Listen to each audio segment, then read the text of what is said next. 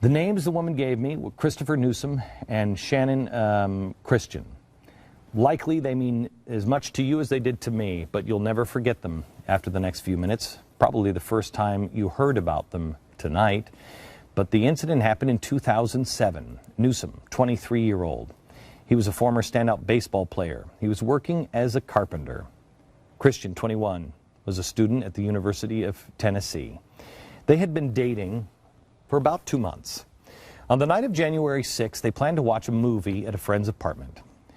When Channon didn't show up, she didn't show up to work the next day, the family became concerned, and they reported them both missing.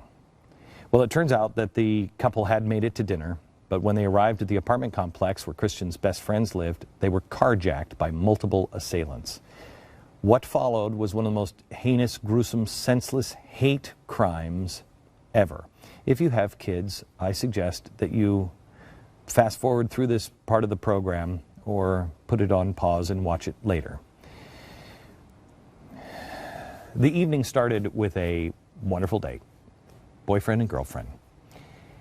Now, here he was, gagged with a sock in his mouth. His ankles were bound with his own belt. His hands were tied behind his back, and his face was wrapped with a bandana.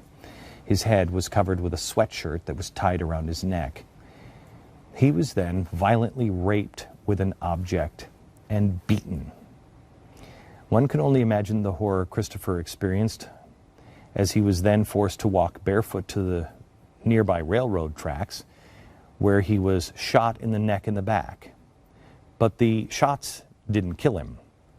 He fell to the ground and he was paralyzed.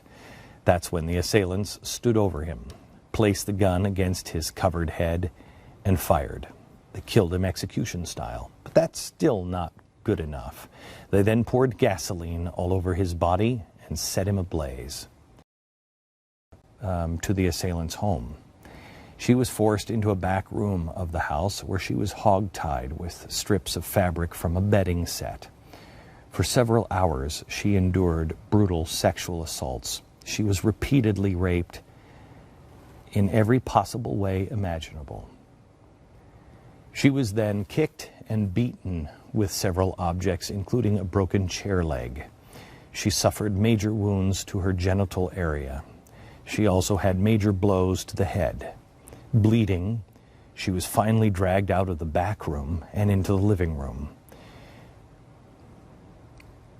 Realizing that they had left DNA on the victim, the attackers tried to cover their tracks.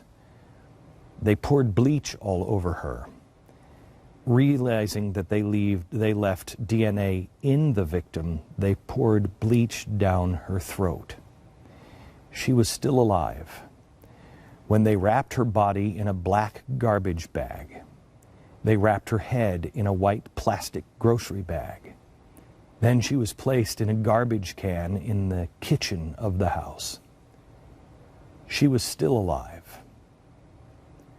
Her last minutes on earth were spent slowly suffocating in a garbage can after she had been savagely beaten and raped for hours. Here's one of the dirtbags explaining it. He, by the way, was trying to act like he had nothing to do with it at all. Sunday night,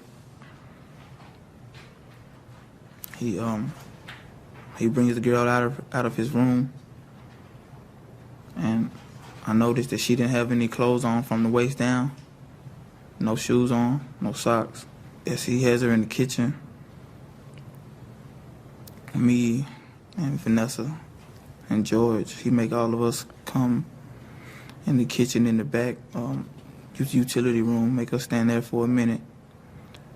So as we're all standing there, he puts his arm around the girl's neck, tries to kill her, tries to choke her. He lets her go and she falls. She falls to the floor.